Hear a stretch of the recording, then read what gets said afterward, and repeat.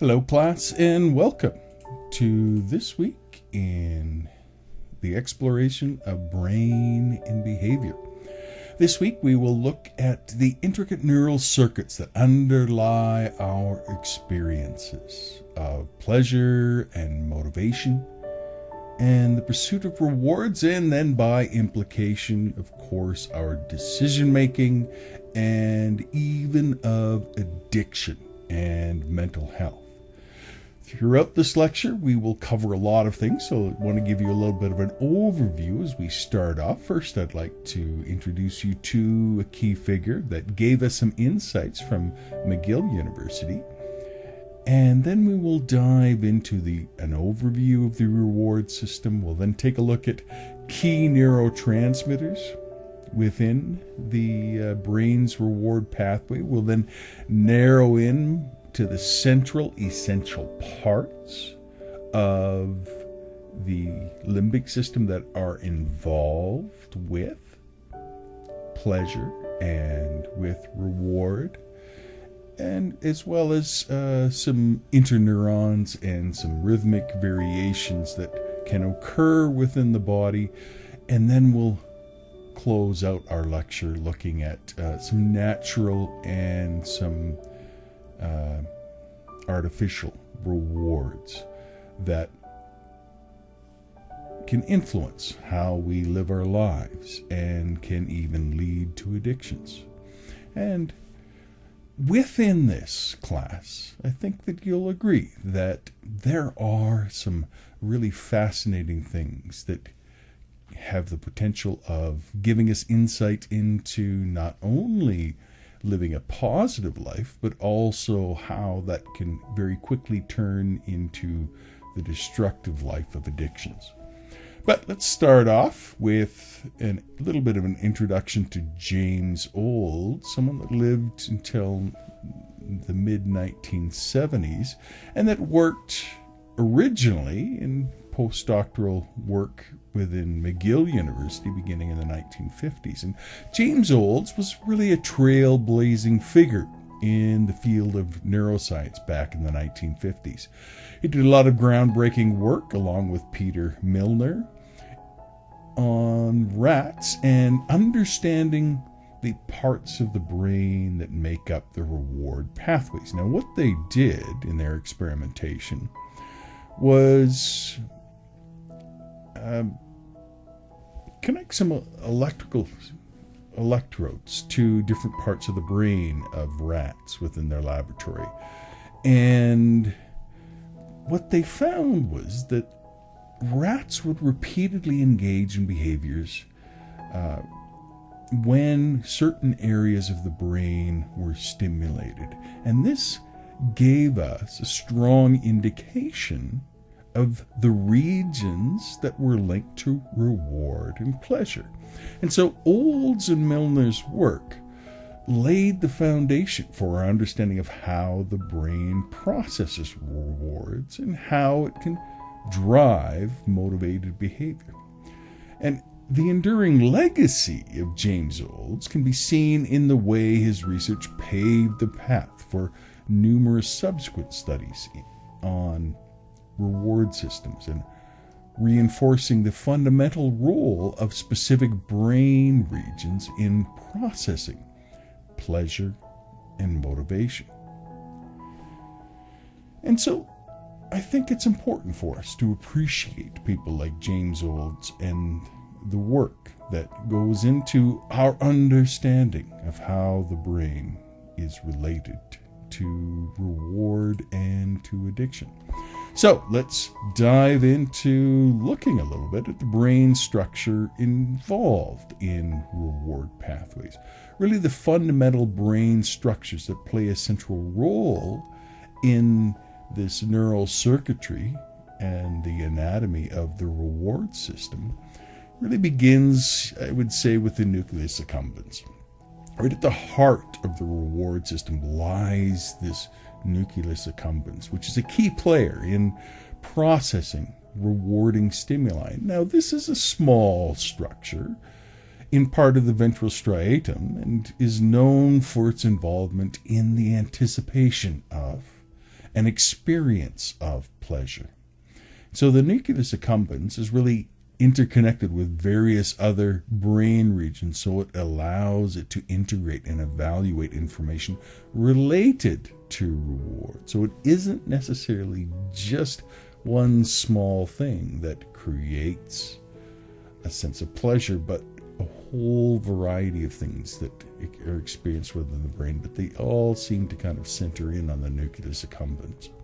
Then we have the ventral tegmental area, and the ventral tegmental area, which is kind of located in the midbrain, is a vital source of dopamine. And of course, that's a neurotransmitter that's closely associated with reward and motivation.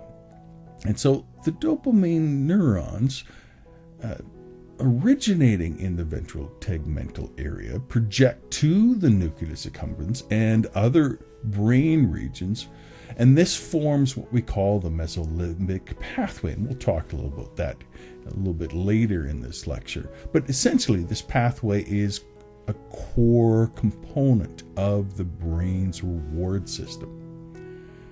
Then there's the prefrontal cortex. Often, we think of this as being our higher order cognitive processing, and it also plays a crucial role in the reward system. It's involved in our decision making and decides what goals we will set and the assessment of the potential outcomes of our actions. And the interaction between the prefrontal cortex and the subcortical regions, like the nucleus accumbens, is essential for making informed choices related to rewards. And then we have the amygdala, which is the key emotional processing center of the brain and contributes to the emotional aspects of reward processing. And it helps us assess emotional value to different stimuli, influencing our preferences and the salience of rewards. And then we have the hippocampus. And while the hippocampus is primarily associated with memory, it also participates in the reward system by encoding and retrieving information about past rewards and their contexts. And so this information guides our future behavior and our decision making. And so understanding how these brain structures interact and communicate with the reward pathway is really essential for comprehending the neural basis of motivation and pleasure and the pursuit of rewards. So let's look a little bit more in depth at the crucial players of the reward system. And we're going to narrow in here primarily upon dopamine. And if you recall, dopamine is a neurotransmitter that has really captivated researchers as far as its central role in pleasure and motivation and reinforcement. So having said that, it's pretty obvious, I think, that dopamine is a neurotransmitter that plays a pivotal role in the brain's reward pathway. And it's often associated with the experience of pleasure and motivation and reinforcement. And this neurotransmitter is produced in several regions of the brain, with a significant portion originating in the ventral tegmental area in the midbrain. Now, of course, dopamine does more than just impact pleasure, but it also has to do with things like controlling movement and that sort of thing. But in this particular case, what we're interested in is its role in dopamine. So dopamine is closely linked with the brain's ability to predict and to learn from these rewards. And so when we encounter an unexpected reward, such as winning a game or receiving a compliment, our brain's dopamine neurons become very activated. And the surge in dopamine serves as a signal that reinforces our behavior, making it more likely that we will repeat the actions that led to the reward. And dopamine is also involved in attributing value, or what you could kind of say is incentive salience, to rewards and cues associated with rewards. And this means that when dopamine is released in response to a reward or a reward predicting cue, it makes those stimuli more attractive and attention grabbing. So in essence, dopamine helps our brain decide what is worth pursuing. And the role of dopamine in the brain's reward system has significant implications for addiction. Drugs of abuse, such as cocaine or opiates and amphetamines, often exert their effect by influencing dopamine transmission. And these substances can lead to an artificial and very intense increase in dopamine, creating a powerful drive to seek and use them, or else the drug mimics the function of dopamine and binds to the dopaminergic receptors.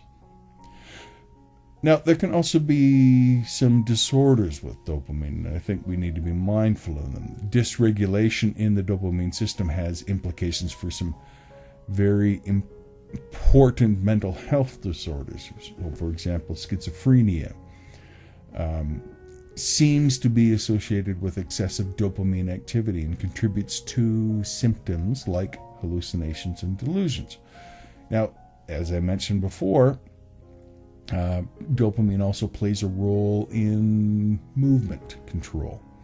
And so Parkinson's disease is often associated with a deficiency of dopamine, and that leads to motor deficits. So understanding the central role of dopamine in the brain's reward pathways really provides insights into the pleasure and motivation and reinforcement, and even the mechanisms underlying addiction.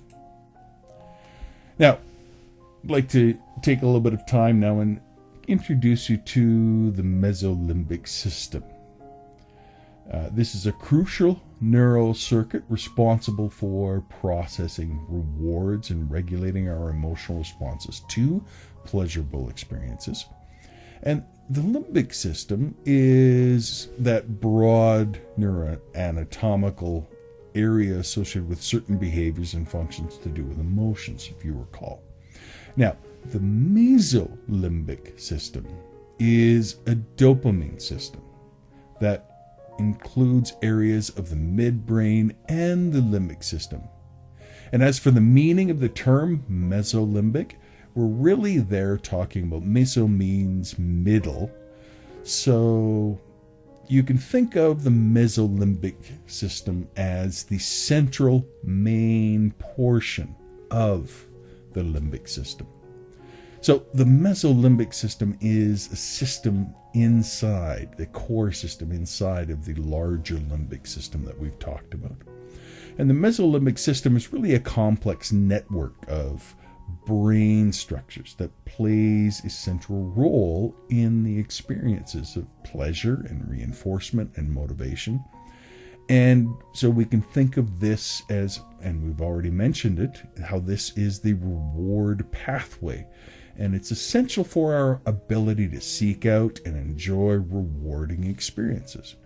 And so I'm going to go through again what I've talked about with the reward system, because now we're thinking about it as the mesolimbic system. So the first thing to be mindful of is that ventral tegmental area, the VTA. And the mesolimbic system really starts in the VTA, which is, you can think of it as a cluster of neurons in the midbrain. And this region is a primary source of dopamine, which is that key player in the brain's reward system. So I know I'm repeating myself here, but it's important to get this down. The dopaminergic neurons in the VTA project to the various parts of the brain, including the nucleus accumbens and the prefrontal cortex, and that influences a range of behaviors and emotional responses. Then you have the nucleus accumbens, which is that core component of the limbic system, and we can kind of think of that as the pleasure center of the brain. It is responsible for evaluating the rewarding value of stimuli and reinforcing behaviors associated with obtaining rewards. And the nucleus accumbens is rich in dopamine receptors and serves as a critical hub for reward processing. Then, of course, we have the amygdala. That's another integral part of the mesolimbic system, as well as the larger limbic system as a whole. And this contributes to the emotional aspects of the reward. So it helps us to assign emotional significance to rewarding or aversive stimuli and plays a role in the formation of the emotional memories associated with rewards. And of course, when you have emotional memories associated with rewards, you need to always think of the hippocampus as well, because that is the structure that's involved in the encoding and retrieving of the information about the past rewards in their context and helps us to learn. Now, if you recall, we also have those parts in the frontal lobe. Now, what that happens, if there's damage to certain areas within the frontal lobe, then we have a tendency to ignore the negative consequences of a pleasurable activity. And that can lead to some destructive behavior. So you always need to be mindful of that in this whole process. So the overall function of the limbic system is assessing the rewarding value of various stimuli and guiding our pursuit of these rewards. And so it reinforces behaviors associated with obtaining rewards and promotes a sense of pleasure. And so this system is instrumental in motivating us to seek out rewards and in engaging in goal-directed behavior. And so the release of dopamine is responsible to rewarding stimuli that serves as a powerful incentive within this system. And so the limbic system as a whole is influenced by the emotional responses to pleasurable behavior. And that overall contributes to a feeling of happiness and ideally, in a healthy way, of satisfaction. But it also plays a role in learning from the rewarding experiences and forming memories related to rewards, which can then help to guide future decision making. Now, I want to zoom in a little bit on the ventral striatum, with particular emphasis on the nucleus accumbens. They are central components in this brain reward system. So the ventral striatum is really a critical region in the brain's reward pathway, encompassing several interconnected structures, including the nucleus accumbens, and it plays a central role in evaluating the rewarding value of various stimuli and regulating the emotional and motivational responses associated with rewards. And then the nucleus accumbens is often considered the core of the ventral striatum and is a vital hub of reward processing. So this small almond-shaped structure is densely populated with dopamine receptors, which makes it a key player in the brain's pleasure and reinforcement system. And so when activated, the nucleus accumbens reinforces behaviors associated with obtaining rewards and contributes to the experience of pleasure and satisfaction. So the nucleus accumbens is responsible for assessing the rewarding value of various stimuli, whether that be natural rewards like food and social interaction, or artificial rewards like drugs of abuse. And it helps the brain to prioritize and to pursue these rewards. And this region reinforces behaviors that lead to rewards. So when you engage in an activity that results in pleasurable experience, the nucleus accumbens plays a critical role in reinforcing that behavior, making it more likely that you'll repeat it. And the activation of the nucleus accumbens is associated, of course, with feelings of happiness and pleasure and satisfaction. And it contributes to the emotional responses that accompany rewarding experiences. So the nucleus accumbens plays a significant role in the rewards and the motivation that we require within life, and the dopaminergic projections from the ventral tegmental area to the nucleus accumbens serve as a powerful incentive to engage in goal-directed behavior. So I hope you see there that the overall ventral striatum, particularly the nucleus accumbens, is a very important thing to be mindful of within this process. Now, I want to also explore a little bit the role of GABA, gamma-aminobutyric acid,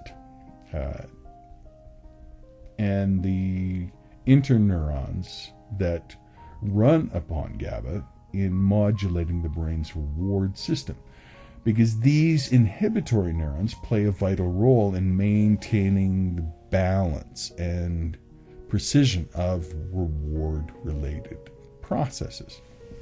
So you can think of GABA as the primary inhibitory neurotransmitter in the brain. So GABAergic interneurons, as their name suggests, release GABA to inhibit the activity of other neurons in the neural circuit. And so it can, in the context of the reward system, GABA interneurons provide basically a check and balance mechanism, ensuring that the reward-related behaviors are appropriately controlled, that they don't go over the edge and cause some kind of destructive behavior on the part of the individual. So while dopamine is central in reward processing, its activity must really be carefully regulated to prevent excessive potential harm or impulsive behavior. And so the GABA interneurons are key regulators of dopamine release in the reward system. And so GABA interneurons, when activated, inhibit dopamine neurons in that ventral tegmental area. And this inhibition acts as basically as a brake on the release of dopamine, preventing it from flooding the nucleus accumbens and other reward-related regions. So, obviously, there needs to be some fine-tuning in order for someone to function in a way of healthy motivation. So the GABA interneurons really fine-tune those reward signals by ensuring that the dopamine released is released in a controlled and, really a precise manner. So when there's dysregulation of GABA interneurons, that can lead to an imbalance in the reward system, which, as you can guess, is associated with substance abuse and addiction. So in conditions like addiction, the balance between the excitation, the dopamine release, and the inhibition, the GABA release, gets disrupted. And that can lead very quickly to compulsive drug-seeking behavior. And so it's important, I think, for us for being mindful of understanding the role of GABA interneurons in the reward system, how it can play a role in things like schizophrenia or mood disorders. So while GABA is not something that in and of itself creates pleasure and happiness. It is obviously a very vital system that helps to regulate our mesolimbic system so that there isn't this destructive, addictive behavior that goes on. Now, let's take a little bit of time and just consider the rhythmic daily flow of dopamine activity, because this goes a long way to understanding the expectation of rewards and the ways that we are motivated throughout our day. So you need to kind of be mindful that there is a dynamic nature of dopamine release, that dopamine neurons in the ventral tegmental area really do exhibit rhythmic patterns of activity. And what this means is that they don't fire at a constant rate, but rather they kind of go in bursts and waves. And so this dynamic nature of dopamine release really is a critical feature of the brain's reward system. And so when we encounter rewarding stimulus, dopamine neurons respond by releasing dopamine in surges, creating a pleasurable experience.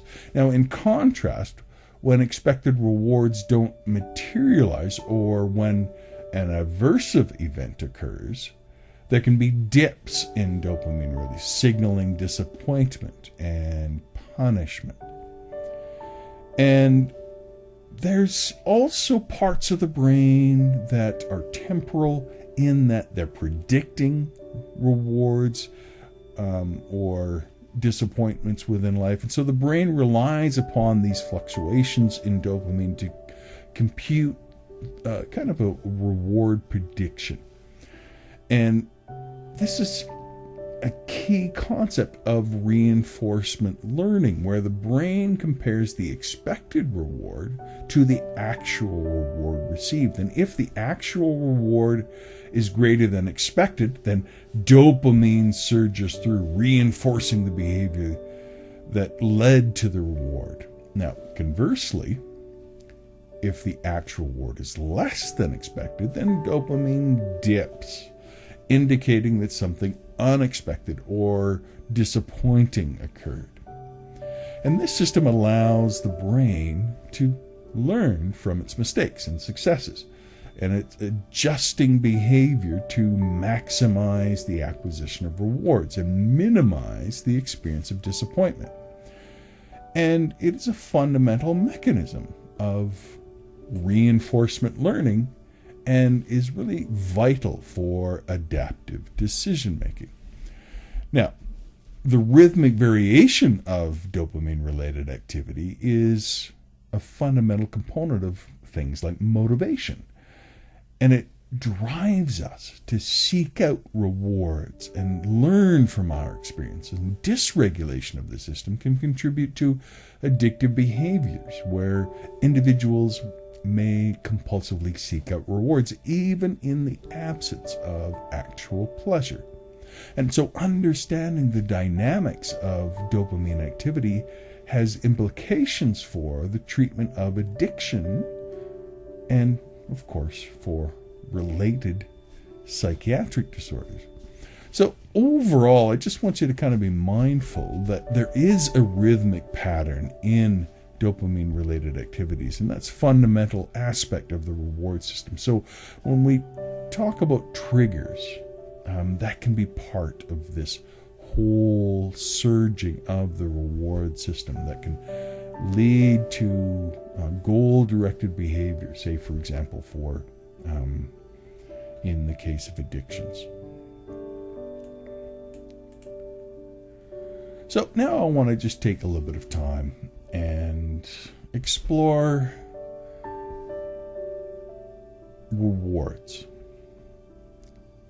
And rewards, natural rewards that are essential for survival and for overall human functioning. Things like food or sexuality, mating. And these rewards are really deeply ingrained in our biological system and play a fundamental role in shaping our behaviors and our motivation. Now, these natural rewards, when we can think of them as primary or intrinsic rewards, have significant influence upon how well our species is going to survive. Okay? Food is one of the most fundamental natural rewards. The pleasure associated with eating is core to survival, and it encourages us to seek out and consume nourishing and energy-providing substances. And the brain's reward system reinforces our behavior when we eat, ensuring that we meet our metabolic needs. Then there's mating and reproduction and sexuality, and that's a critical part of survival of the species as well. Natural rewards associated with sexual behavior, including the pleasurable experiences of intimacy, contribute to the continuation of the species. And of course, dopamine is a key neurotransmitter in the brain's reward system and is heavily involved in processing these natural rewards. So the anticipation of the consumption of food, or the anticipation of a sexual activity, will lead to the release of dopamine in the brain, particularly the regions like the nucleus accumbens. And the brain uses these natural rewards to learn and make adaptive choices.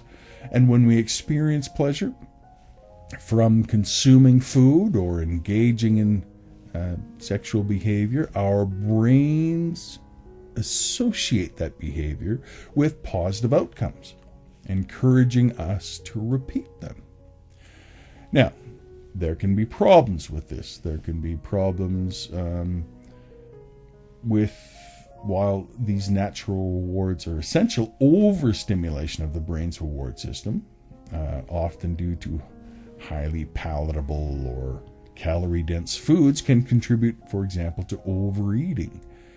And when there's an abundance of high-sugar foods and high-processed foods, then this can lead to an overactive reward system. And this can cause a disruption of the neural mechanisms involved in natural rewards and cause some health issues. So we need to kind of be mindful of that as we live our lives dealing with these natural rewards.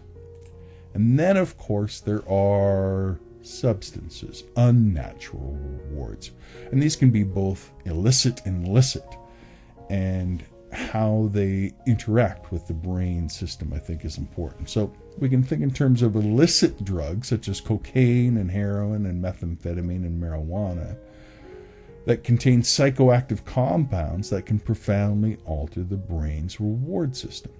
Now, of course, in Canada now, the marijuana is not an illicit drug, but it is still a psychoactive drug. And these substances are often associated with pleasure or altered states of consciousness and addiction. And particularly something like cocaine mimics the role, mimics the actual structure of dopamine, and so creates this flood of pleasurable experiences. Then you have illicit drugs. You can think traditionally, you can think in terms of alcohol and nicotine. Now, while these don't carry necessarily the same stigma as the illicit drugs, they also influence the brain reward system and can lead to addictions and health issues. And most substances of abuse act on the brain's reward system by increasing the release of dopamine. And this leads to that heightened sense of pleasure and reinforcement, making the use of these substances very compelling and addictive.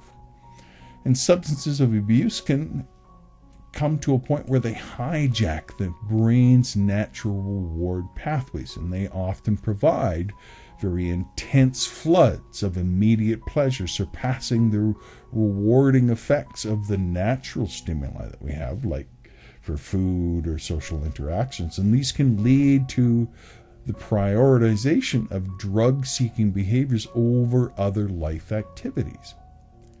And so chronic use of these drugs can lead to adaptive changes in the brain, including alterations in dopamine receptor sensitivity and changes to other neurotransmitter systems, and these adaptations can result in tolerance and dependence and addiction, and can make withdrawal and post-acute withdrawal very difficult. And so each of these substances interacts with the brain's reward system in their own unique way. For instance, cocaine inhibits the reuptake of dopamine, and mimics the structure of dopamine, and so this leads to an increased dopamine levels, while opioids like heroin act on the brain's endogenous opioid system, producing very profound analgesic effects, so a loss of pain and a sense of euphoria. And while these substances provide short-term pleasure, the long-term consequences can really be detrimental. There can be a lot of problems physically, as far as mental health, as well as because it can disrupt the decision-making process within the brain, can lead to a lot of social problems as well as addiction. So understanding the neurobiology of addiction is crucial for developing effective treatments and prevention strategies. And so we need to always be mindful that substance use, whether it is illicit or illicit, can powerfully impact the brain's reward system. And we need to be mindful of how that is impacting on our decision making and our daily functioning, so that we ensure that we remain healthy and balanced within life. Now, just to close out our lecture, I want to just highlight a few basic things that we've covered. First off, just a reminder that dopamine is that neurotransmitter that plays a pivotal role in the brain's reward pathways, that of course it's associated with pleasure and motivation and reinforcement. Remember the mesolimbic system, the central part of the limbic system, and that this is a neural pathway central to the reward system. And this includes the ventral tegmental area, the VTA, and the nucleus accumbens. Then we have the nucleus accumbens. Of course, that needs to be part of this because that's the pleasure center of the brain, and it evaluates the rewarding value of stimuli and reinforces behaviors associated with obtaining rewards. Then we have the inhibitory neurons of GABA, the interneurons, and these modulate the reward system by regulating dopamine release. We need to remember that dopamine activity is rhythmic, and that the dynamic nature of dopamine release, with its surges and dips, is used for reward prediction and learning within the brain. And we need to be mindful as well that there are natural rewards like food and mating that are essential to our survival and are processed by the brain's reward system, but that those pathways can also be hijacked by substances of abuse that can alter the brain's pathway and lead to an addiction. I hope you enjoyed our lecture for this week, and you take care as we continue on the course in brain and behavior. You take care. Goodbye.